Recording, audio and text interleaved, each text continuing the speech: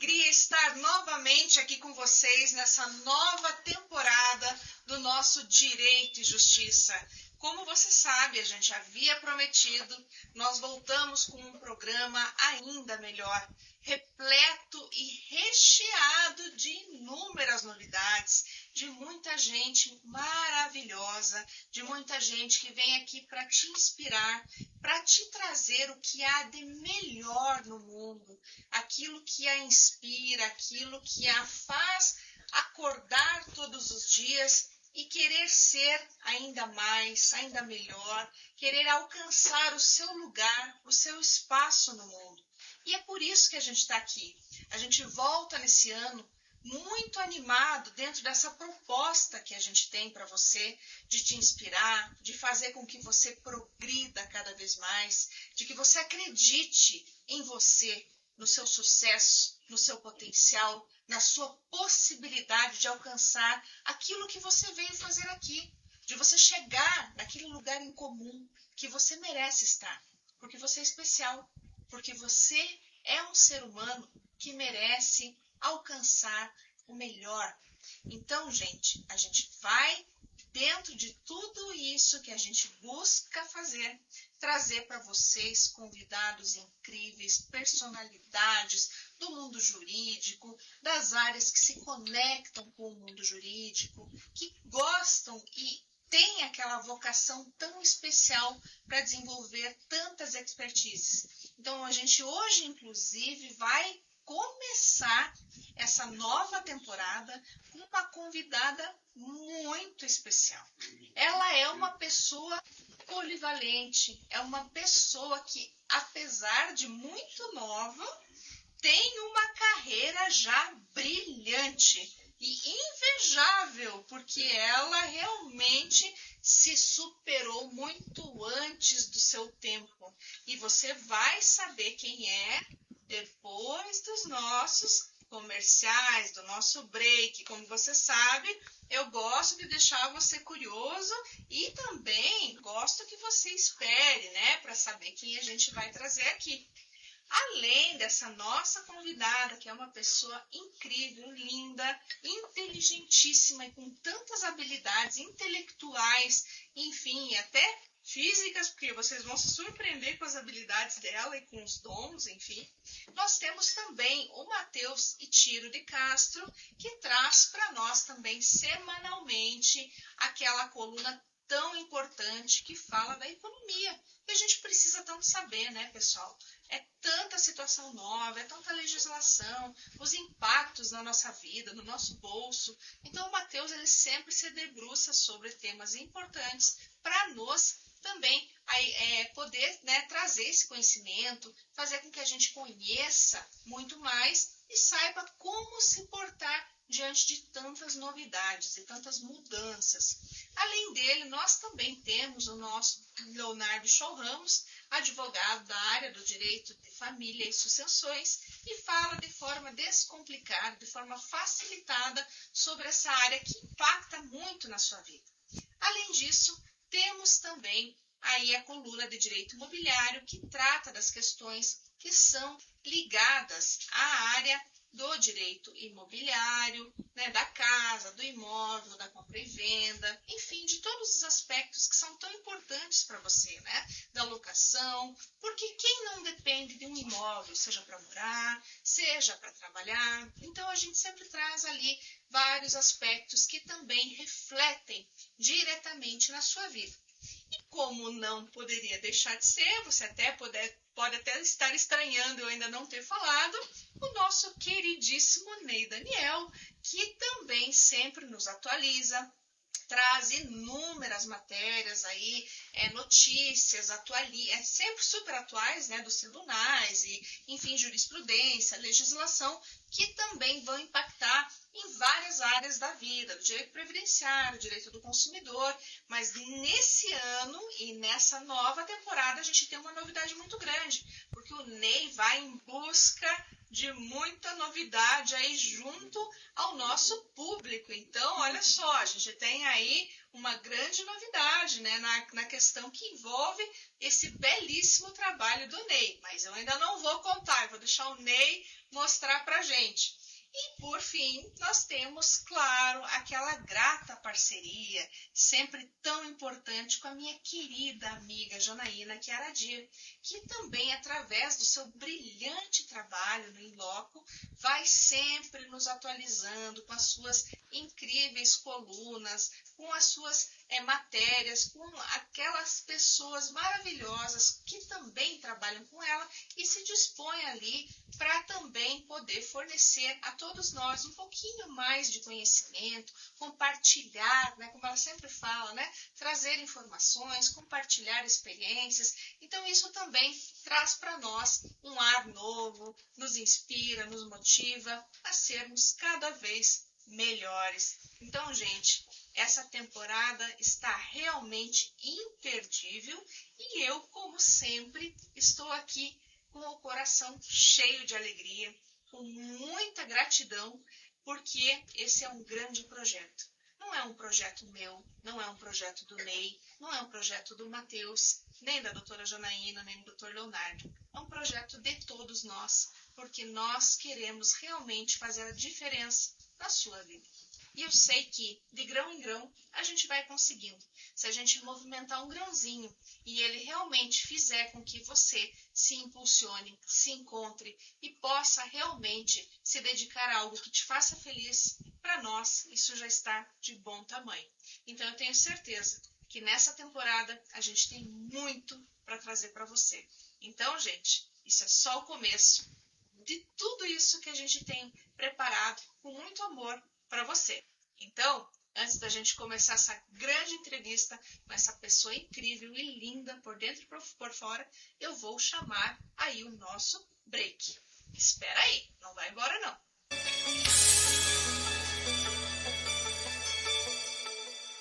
A Domínio Legal Soluções Imobiliárias é uma empresa que possui como objetivo social a gestão imobiliária, no que se inclui a regularização de imóveis. A Domínio Legal Soluções Imobiliárias trata da particularidade de cada cidadão, dentro das necessidades sociais dos moradores das regiões afetadas pela irregularidade imobiliária. Domínio Legal Soluções Imobiliárias. Olá, meu querido público! Voltamos então aqui com o nosso primeiro bloco do nosso Direito e Justiça. E como eu havia dito a vocês, eu estou com uma pessoa que é realmente fantástica. É uma grande personalidade, não somente do mundo jurídico, gente. Vocês sabem que aqui a gente gosta de trazer todo mundo que tem boa vontade, boas intenções, que pode trazer informações que inspirem você. E essa pessoa que está aqui hoje, ela vai inspirar muito além daquilo que a gente imagina, porque ela é ninguém menos do que a Cecília Ferreira Leal. Cecília, seja muito bem-vinda.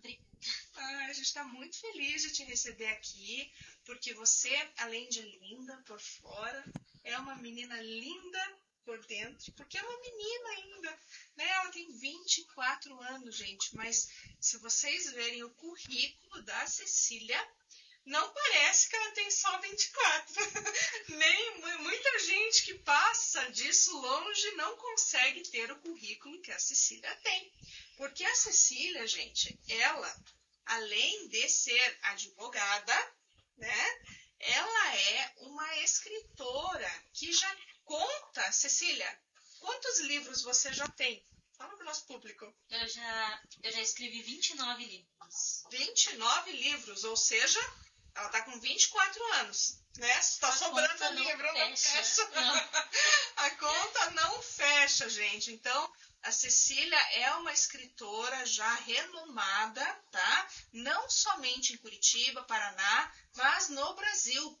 Ela, inclusive, está aí com algumas biografias, está trabalhando numa biografia super importante de um grande amigo meu, um grande jornalista deste país, que, né, Cecília, a nossa inspiração. Com toda certeza, né? Com toda certeza. Que é o grandioso Juque, né? Então, assim, o nosso queridíssimo Juque, que vai ter agora esta obra incrível, que é essa biografia lindíssima, que vai tratar da vida do Juque, né? Exatamente. Como está sendo esse trabalho? O livro é Juque, o Batucador de Letrinhas. Olha só, e como que foi a inspiração para essa, né, já começar já com o Batucador de Letrinhas, assim, esse título? Sim, esse título tem uma história muito bonita, relacionada a um outro jornalista, mas eu não posso dar spoilers. Sim, você tá Nesse momento ainda não. Não, você tá certíssima, Cecília. Mas será um livro a ser terminado ainda nesse ano.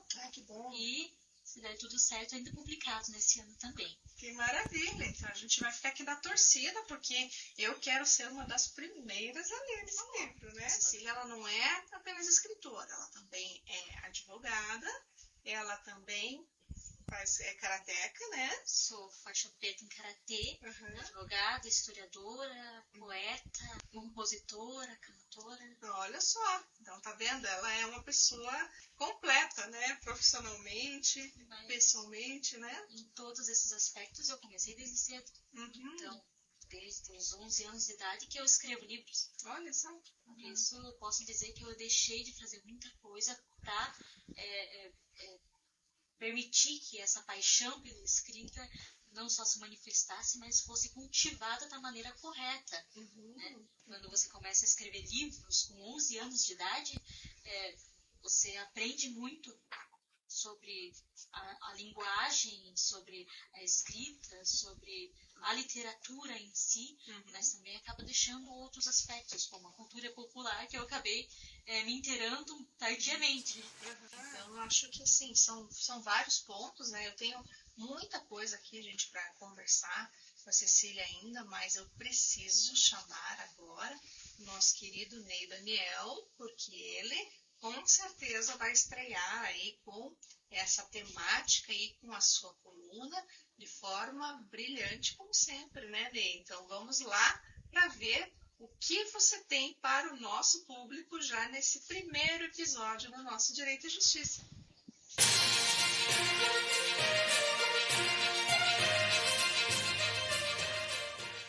Saudações a vocês que estão sempre aqui conosco, nos acompanhando, nos prestigiando aqui no programa Direito e Justiça e também a entrevistada da semana, do mesmo modo a nossa ilustre apresentadora, jornalista, professora Débora de Castro da Rocha, e que neste ano de 2024 o programa está se reestruturando para você, pois o programa é feito com muita dedicação, com muito carinho e respeito a você por toda a equipe do programa.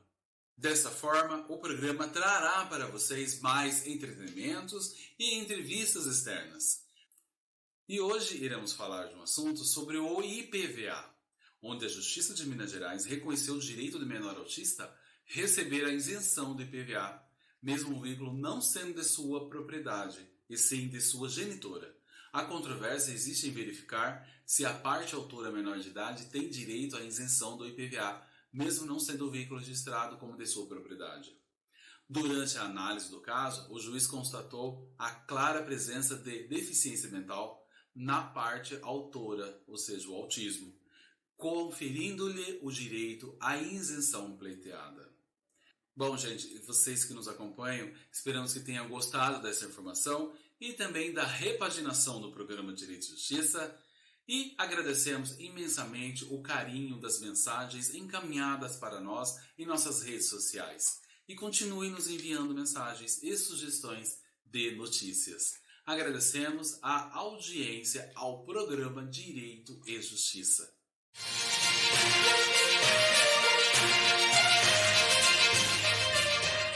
Olá, meu querido público. Voltamos então com o nosso segundo bloco aqui na conversa com a Cecília ainda, porque a gente tem bastante assunto. E eu tenho aqui que começar falando de um ponto que é muito importante, especialmente porque a Cecília, como eu disse a vocês, ela é muito jovem ainda, né? E isso é motivo realmente de grande inspiração para nós, porque ela já produziu muito, apesar da idade dela. Então, como a gente falou, a conta não fecha, né?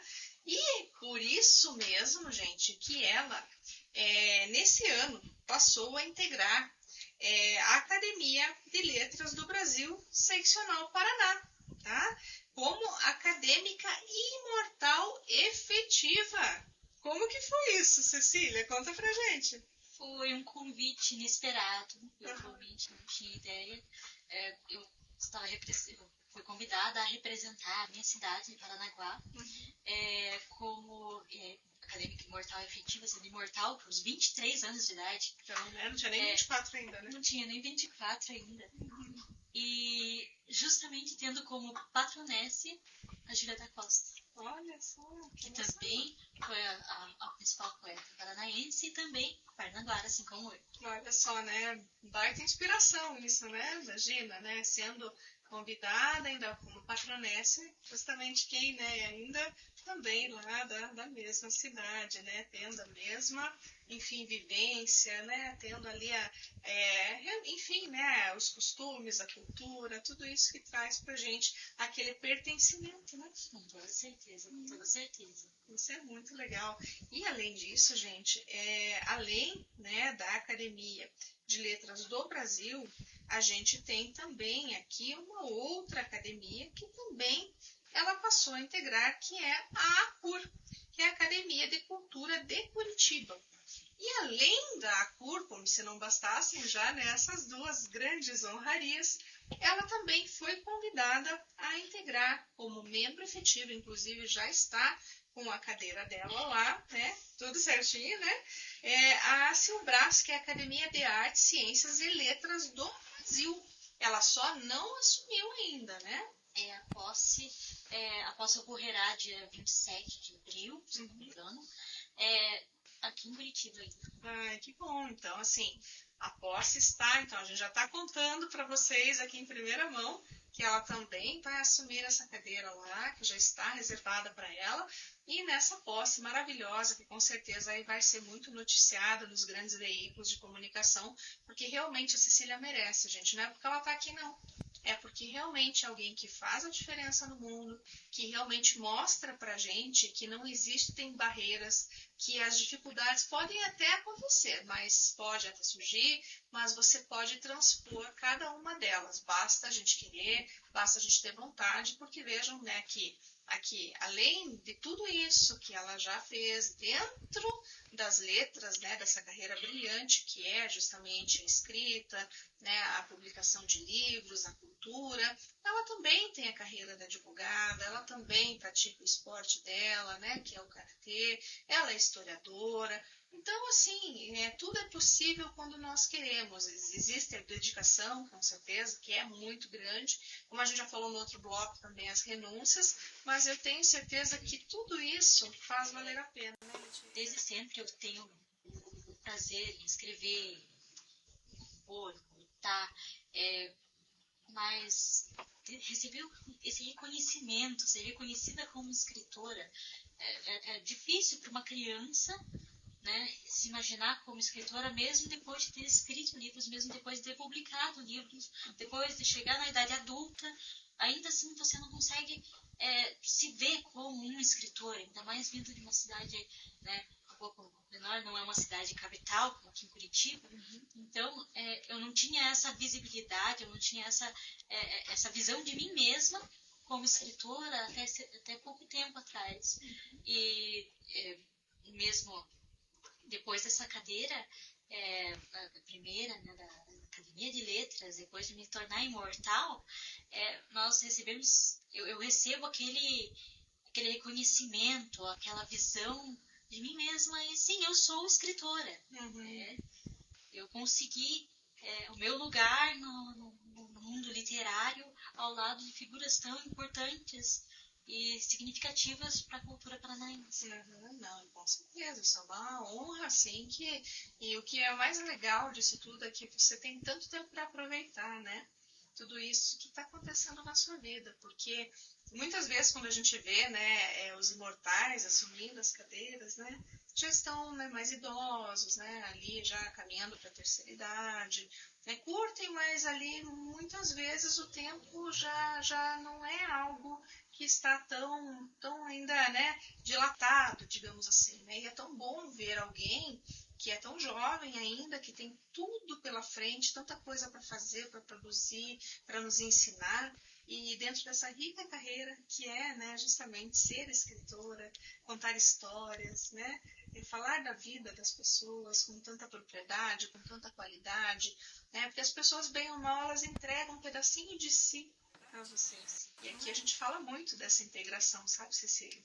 Da arte, da literatura, do direito, porque não dá para desconectar essas áreas, não é?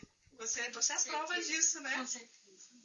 Me diga, o que você começou escrevendo, né? Com 11 anos, você falou, né?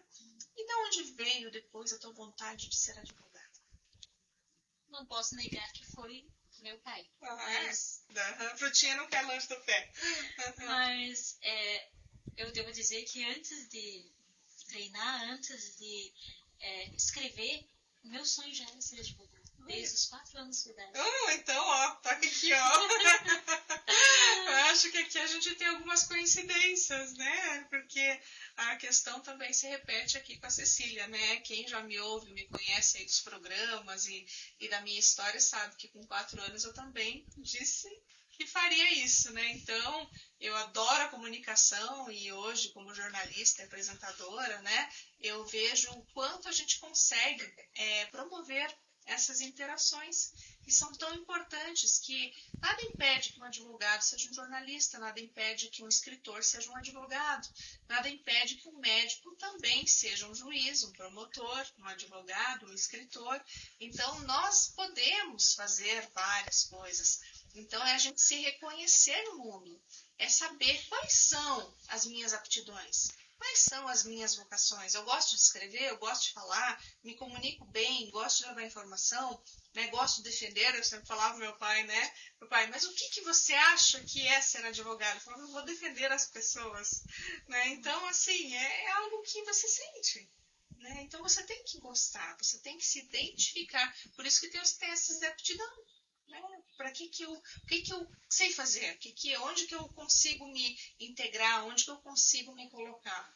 Então, você pode se conectar com várias áreas e nada impede que você siga todas elas. Basta você querer. É algo que eu também digo. Né? Costumo repetir.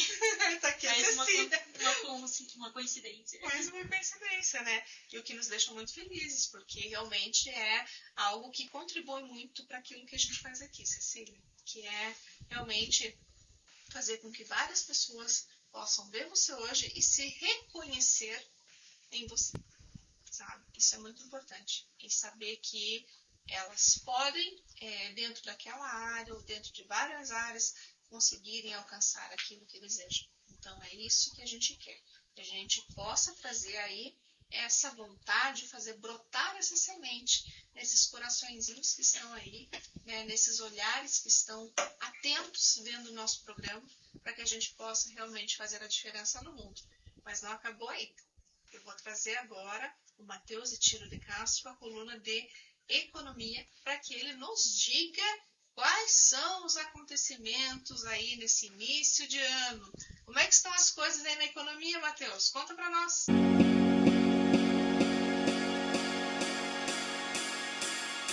Olá, meu caro amigo telespectador, que cá está nos prestigiando mais uma vez em nossa coluna sobre a economia.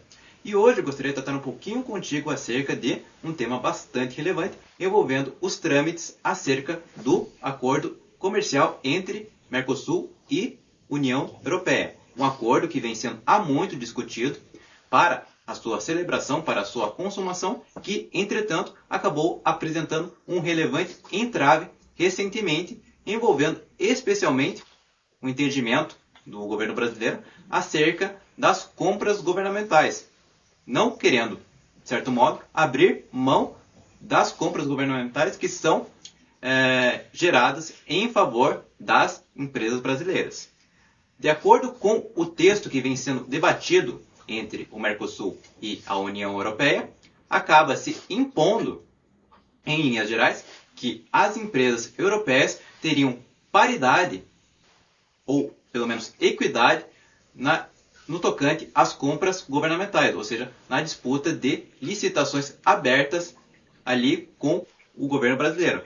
De tal modo que, do ponto de vista concorrencial, de acordo com o entendimento do governo, acabaria havendo um movimento em detrimento das pequenas e médias empresas brasileiras do ponto de vista concorrencial, que, por não terem o mesmo nível de produtividade e por estarem operando numa zona, de certo modo, desfavorável do ponto de vista ali das condições produtivas, acabaria havendo um prejuízo em relação a essas empresas, tendo em vista a concorrência das empresas europeias.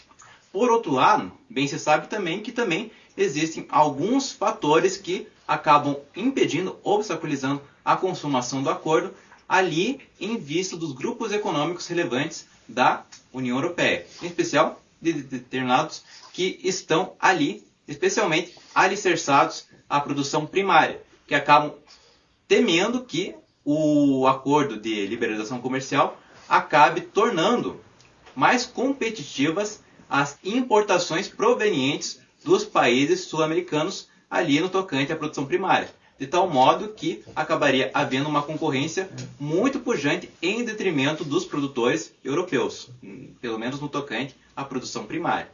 Desse modo, acaba se impondo também um obstáculo do ponto de vista dos grupos econômicos europeus. Ou seja, existem fatores que acabam impedindo a celebração do acordo por duas vias. Em linhas gerais, se a gente for pegar, especialmente do ponto de vista do Mercosul, há um grande estímulo em sentido do ponto de vista dos possíveis benefícios que poderiam ser propiciados pelo acordo, em função da possibilidade de ingresso, de entrada de bens de capital e bens de produção relativamente mais modernos que permitiriam a modernização da estrutura produtiva brasileira.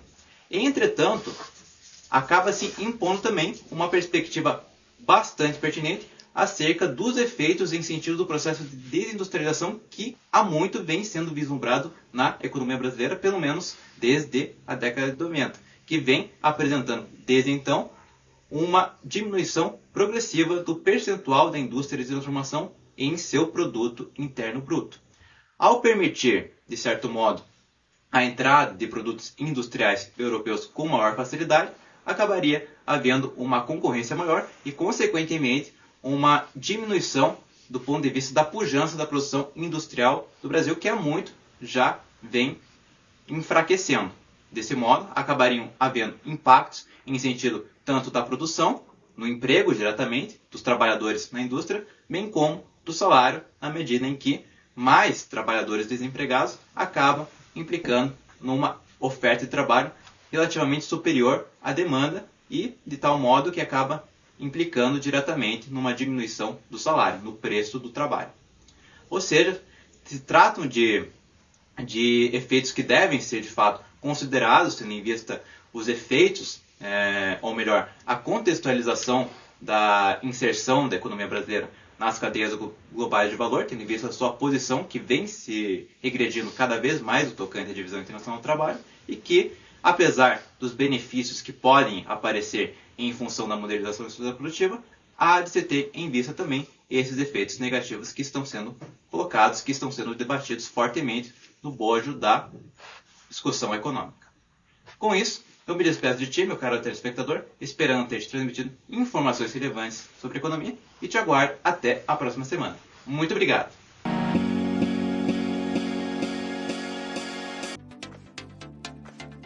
Domínio Legal, soluções imobiliárias.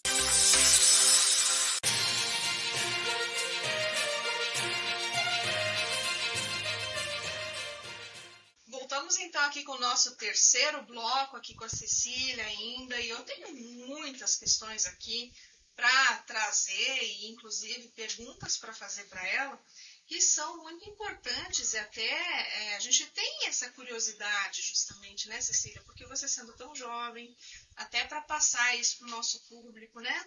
E por que será que, apesar, né, graças a Deus nós temos você aqui que tem esse grande exemplo de vida para nos passar, por que a gente não vê tantos jovens como você se dedicando à literatura, como escritores, enfim? Na realidade, existem muitos jovens no âmbito da literatura. Eles só não têm esse destaque, nem se consideram como escritores, por exemplo, ou poetas. É difícil alguns escritores da minha idade, dessa faixa etária, e até mais novos que eu, se considerarem como escritores, como poetas, porque justamente o ensinamento, aquilo que é passado para nós, é que você precisa ter mais conhecimento, você precisa ter mais experiência, às vezes não só na área da escrita. Eu tenho praticamente 13 anos de experiência na área da escrita. Eu passei mais tempo da minha vida escrevendo livros do que sem escrever. Mas as pessoas têm uma imagem de que o escritor é o mais velho. Até que interessante, porque não sei se eu posso contar aqui, mas vou contar mesmo assim. Quando eu entrava em contato com as editoras, enviando o meu livro ou com outras pessoas, que fosse por telefone ou e-mail, eles me chamavam de Senhora Cecília. Cecília não é nome de pessoa mais jovem, pelo menos na época em que eu tinha meus 15 aos 17 anos. Então, as pessoas vinham achando que eu estava esperando uma senhora. E quando viam, eles realmente não acreditavam que eu era a escritora, que eu era a Cecília Leal. Então, essa é uma passagem interessante. Eu não espero que o escritor seja jovem. Espero que tenha experiência, não só de escrita, como de vida. Então, nós jovens escrevemos, nós já estamos ocultos da sociedade, muitas vezes atrás de uma tela de celular. Às vezes os livros que nós escrevemos são virtuais, como tem o Wattpad, né, dos outros aplicativos voltados à escrita, e esses escritores virtuais muitas vezes abandonam a escrita por causa de não conseguir espaço para demonstrar a sua arte, ideia preconcebida de que uma pessoa só poderia adentrar naquele espaço justamente com seu mestrado, com seu doutorado. Então, esse preconceito também não é apenas do viés daquelas pessoas mais estudadas e que imaginam que um escritor não possa ser tão jovem, ou que julgam um escritor jovem como inexperiente, mas também de nós jovens que não conseguimos enxergar nós mesmos nesse espaço. E é um espaço que está aberto a todos. Qualquer um pode ir comparecer a esses eventos e adentrar nesse âmbito literário e mostrar, porque eles abrem um espaço para a gente mostrar um pouco da nossa obra, da nossa arte, daquilo que nós conseguimos produzir, e também um espaço para que nós absorvamos um pouco dessa cultura e dessa inspiração. Com certeza. E nesse sentido, então, quando a gente para pensar, o que será que a gente poderia fazer, Cecília, você observando tudo isso, né? Tendo passado por essas questões que hoje te levam a refletir, né? Por situações que muitas vezes pareciam impossíveis ali de conquistar, né, o teu espaço, ou demonstravam, né?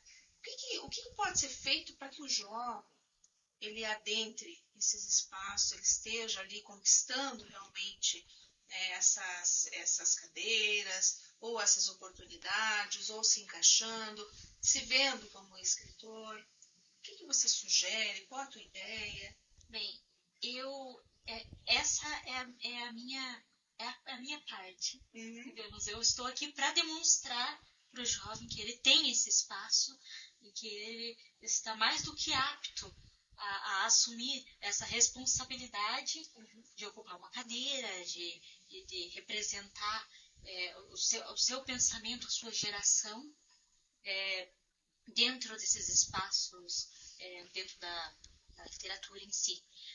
Mas, para além disso, eu acredito que seja o costume.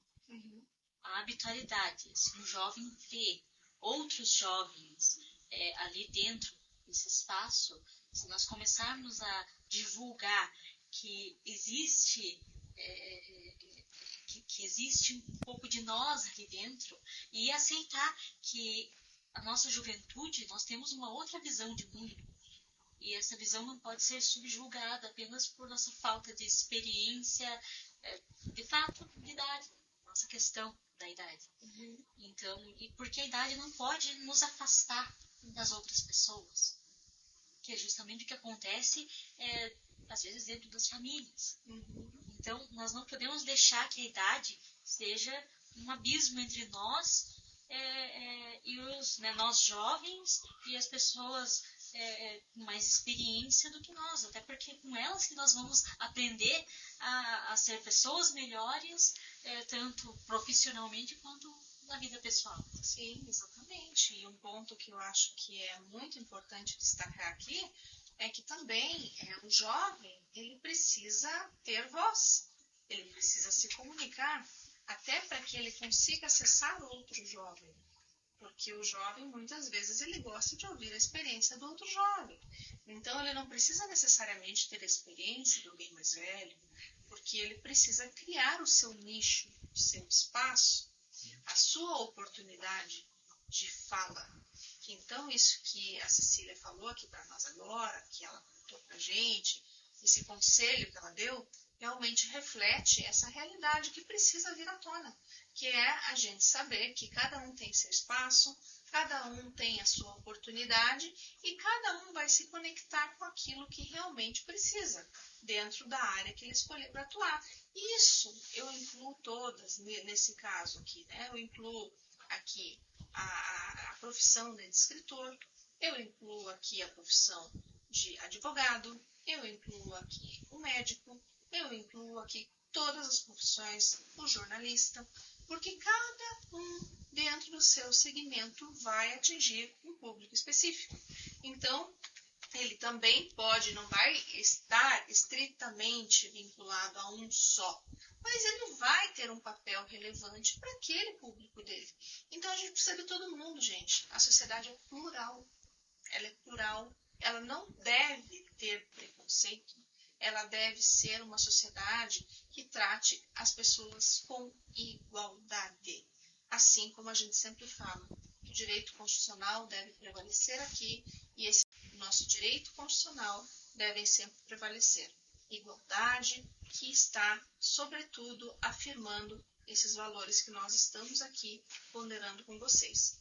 Mas, gente, a gente tem mais para conversar, Cecília. Eu vou chamar agora o Dr. Leonardo Scholl Ramos, porque ele também tem sempre aí informações importantes do direito de família e sucessões para nos passar. Vamos lá, Dr. Leonardo?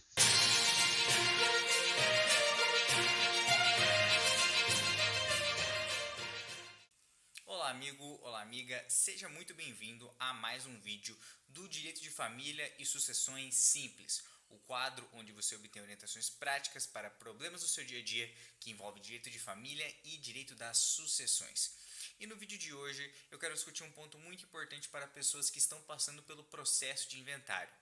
Muitas pessoas reclamam de que o inventário é um processo muito moroso, burocrático e que leva anos para ser resolvido. Então, no vídeo de hoje eu quero explicar que tipo de coisa, que tipo de ação podemos tomar, que tipo de ação os herdeiros podem tomar para agilizar esse processo e finalizar de uma vez por todas a partilha de bens. E se a gente quer resolver um problema de demora, nós precisamos entender ao menos o que causa uma demora no processo de inventário, não é mesmo? Então a gente pode pensar em coisas muito comuns, como por exemplo não ter os recursos financeiros necessários para finalizar o processo, conflitos entre os herdeiros e muitos outros, sendo esses dois primeiros os mais comuns. Resolver esse tipo de coisa nem sempre é possível. O que o advogado ou o que o herdeiro pode fazer é trazer o mais rápido possível ao juiz as coisas necessárias, tudo que o juiz precisa para finalizar esse processo de inventário. Isso pode parecer até muito comum, redundante ou até mesmo nada além do óbvio, mas a verdade é que muitos inventários ficam paralisados por conta da falta de cumprimento das ordens judiciais e também por herdeiros que acabam criando algum óbice ao bom andamento do inventário. Tudo que um juiz precisa para finalizar um inventário é saber quem são os herdeiros, saber quem é o falecido, saber quais serão os bens a partilhar e o valor desses bens a partilhar, como esses bens serão partilhados e, por fim, o pagamento de todos os custos e impostos necessários. Então, como nem sempre podemos pagar de uma vez todos os custos e impostos necessários. E também nem sempre é possível conter conflitos e brigas entre os herdeiros. Ao menos cabe aos herdeiros trazer ao juiz todas essas informações sobre os herdeiros e sobre os bens. Inclusive, se esses bens estão irregulares, é melhor regularizá-los e depois entrar com o processo de inventário. Do contrário, estarão sendo criados vários novos atos e, consequentemente, o juiz vai ter que apreciar cada ato. Então imagine, aqui faltou uma coisa, e aí o juiz vai pedir para que o herdeiro traga a documentação necessária. Quanto tempo isso vai levar? 4, 5 meses? Vai depender muito do Poder Judiciário. E isso é uma coisa que está fora do nosso controle. Assim, trazer a documentação necessária para o juiz ou para o escrivão do cartório é o principal ponto do inventário que deve ser resolvido pelos herdeiros. Outras questões como custos, impostos, podem ser resolvidos com a venda de um bem, mas não é uma coisa que é resolvida rapidamente, né? Em regra não é resolvida rapidamente. Questões de conflitos também dificilmente são resolvidos na prática, certo? E a demora e a burocracia são questões alheias e que estão totalmente fora do controle tanto do advogado quanto do herdeiro. Eu espero que você tenha gostado do vídeo de hoje e que tenha sido útil para você. Agora voltamos com a programação do Direito e Justiça. Até a próxima!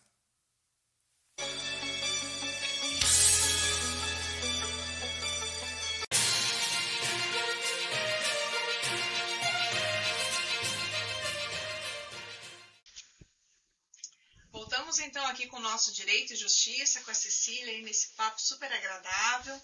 Cecília, a gente falou muito aqui sobre todos esses pontos que envolvem a literatura, a escrita, né, a tua atividade como escritora, esse reconhecimento todo que você já tem, né, aí em tenra idade, que a gente considera, né, até muito jovem, né, ainda para já estar aí nesse mundo tão denso, né, tão assim intrigante ao mesmo tempo, porque você vê tanta coisa, né, você vê tanta, né, você fala, meu Deus, olha que mundo, né, que eu estou assim já, né, tão jovem, com tantas oportunidades já se desenhando na minha frente, e daí você fica, meu Deus, o que eu faço agora? Como que eu sigo? O que eu faço? Tem tanta gente ali que, né, tem já uma experiência muito grande, e daí você deve ficar se perguntando também, né, como vai seguir, como vai fazer, como que vai dar sequência na sua carreira. Como você tem já outras carreiras também, né? Como que você pensa em tratar e trabalhar tudo isso? Bem, como eu mencionei, o direito foi a minha primeira escolha. Sempre foi. Eu nunca sonhei em escrever. Aconteceu. Então, eu diria que o meu trabalho é o direito. Mas, enquanto eu cursava direito, eu optei por realizar uma segunda graduação, ainda durante a faculdade. Então, eu fiz 2 faculdades ao mesmo tempo. E eu fiz História, sou historiadora formada na Federal. Então, no caso, as pessoas costumam perguntar sobre as minhas escolhas pessoais, do esporte, a história, o direito, a escrita, a poesia, a música, mas eu digo sempre que nós temos uma vida. Nós não vivemos uma vez, nós vivemos todos os dias, mas nós temos apenas uma vida. E o meu intuito nessa vida é conseguir o máximo de conhecimento que eu puder. Não como uma imposição, mas porque eu quero. Por você. Por mim. E aquilo que me agrada, que eu me interesso, eu pretendo fazer. E eu sempre me pergunto por que não.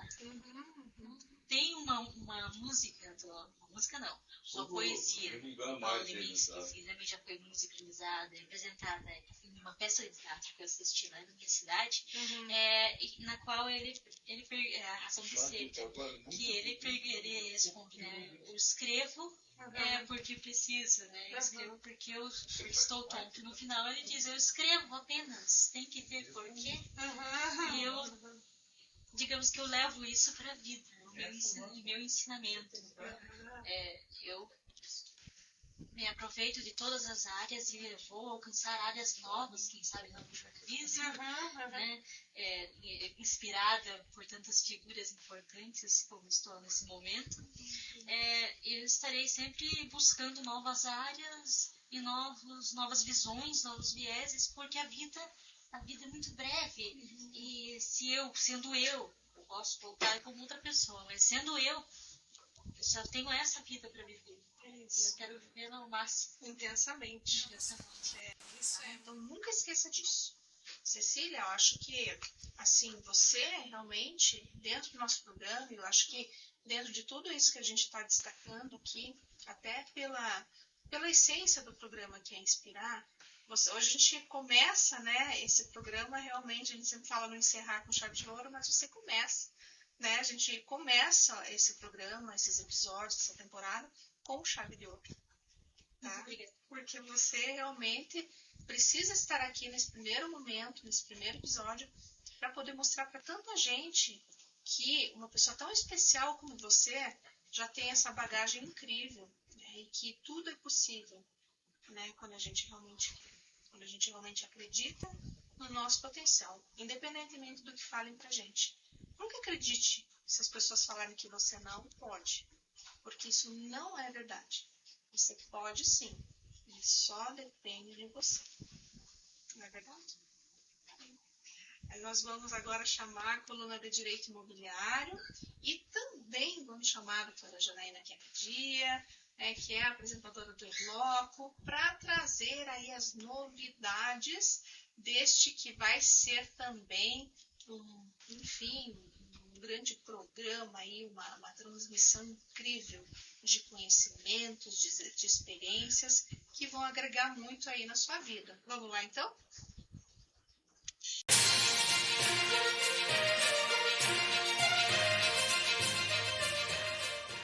Olá, meu querido amigo! Voltamos aqui com a nossa coluna de Direito Imobiliário e hoje nós vamos falar de uma recente alteração que sofreu a própria Lei de Registros Públicos, que agora possibilita o cancelamento extrajudicial do compromisso de compra e venda, daquele contrato de compra e venda que você celebrou aí e, eventualmente, em virtude do inadimplemento contratual do comprador, você pode agora dispensar o ingresso com ação judicial, porque nós tivemos aí com a recente lei 14382 de 2022, essa alteração que muda lá a Lei de Registros Públicos no artigo 251A.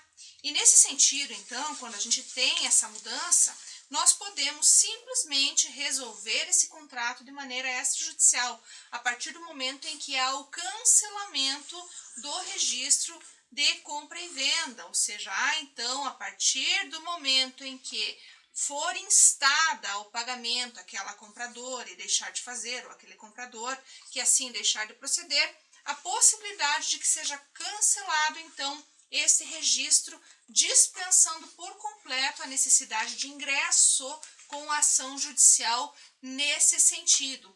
O que, claro, né, gente, contribui aí com a possibilidade de judicialização, que é tão aventada já e não é de hoje, de também evitar a morosidade, decisões que não são aquelas que as partes esperam dentro desse processo, e até mesmo a celeridade que é tão buscada em situações assim, especialmente quando você está diante de uma compra e venda que restou frustrada em virtude do inadimplemento da obrigação.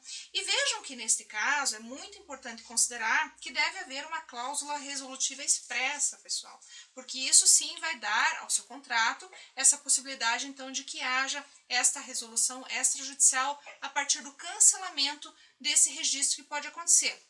Claro que existem requisitos. Existe a necessidade de que a parte que está devendo ali, a compradora, seja então notificada para que faça o pagamento desta obrigação e, caso não o faça, sim haverá permissão para que então o registro venha a ser cancelado.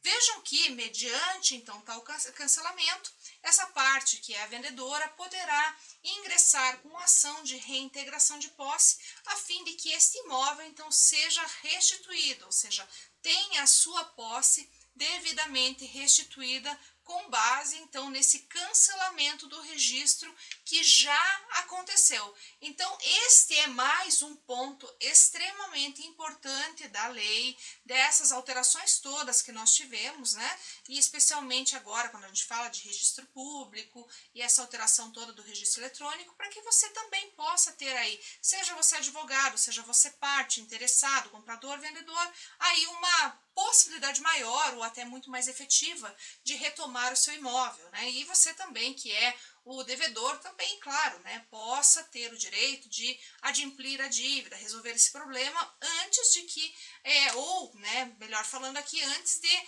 permitir com que este registro seja cancelado, porque hoje está bem mais simples, bem mais fácil, e isso pode realmente caracterizar aí uma perda desse direito, ou seja, desse imóvel, se você realmente não souber que você precisa fazer o pagamento dentro do prazo de 30 dias, né? Isso contabilizando, inclusive, o valor devido mais os emolumentos do cartório, tá certo, pessoal? Então, sendo isso que eu tinha hoje para trazer para vocês, de forma muito resumida aqui, rápida, para que consigam cada vez mais se aproximar do direito imobiliário, me despeço na certeza de que pude contribuir um pouquinho mais aí para essa busca de conhecimento e também para que você possa cada vez mais saber mais desta área tão importante do direito que é a área imobiliária. Um grande abraço e até a próxima!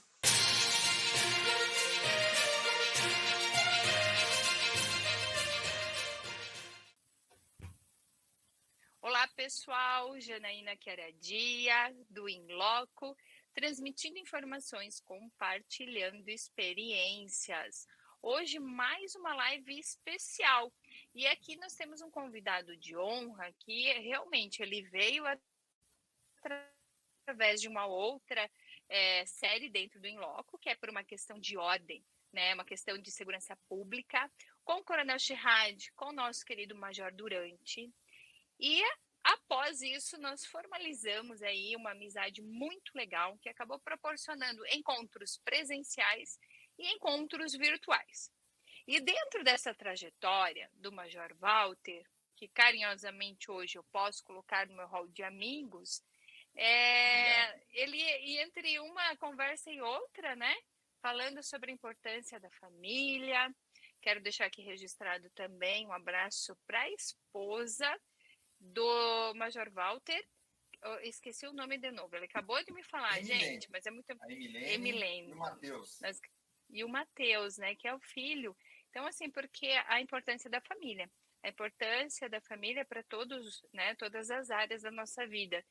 E aí, confidenciando, né, algumas situações, ele relatou como que foi efetivamente, né, a descoberta dele do autismo dentro da família, ressaltou algumas situações envolvendo atividades da Polícia Militar, e aí naquele bate-papo daquele momento é que surgiu a ideia dessa live, que certamente vai ser assim compartilhada com muitas pessoas que se interessam pelo tema, né, e que vão acabar compartilhando com outras.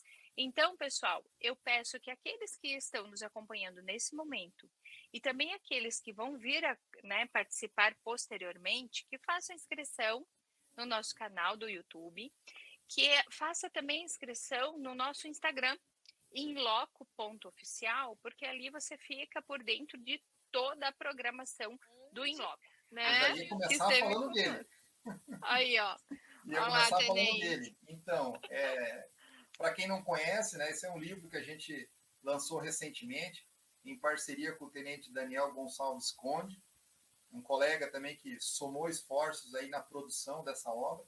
É uma obra que busca trazer e resgatar, né, as origens da Polícia Militar do Paraná, né, trazer ali algumas curiosidades, até alguns fatos pitorescos, por que não dizer assim, né? Temos que pensar também que a história não é feita só de mil maravilhas, né, Janaína? Sim, temos acontecimentos também pitorescos. E é importante, eu acho que a humanidade, ela vai... estava lendo esses dias, né, a história, ela vai nos dando sinais, iluminando o futuro, vai trazendo ensinamentos que a vida vai nos dando. Então, buscamos trazer para essa obra algumas curiosidades, né? Como que foi o desenvolvimento do estado do Paraná. Sempre foi uma inquietação nossa também. Ô, Major, espera aqui quando a gente encerrar, só para a gente fazer as nossas considerações finais e já agendarmos as nossas próximas lives. Beijo bem grande a todos. Curtam, abraço, compartilhem, pessoal. Até a próxima. né? E nos mandem informações.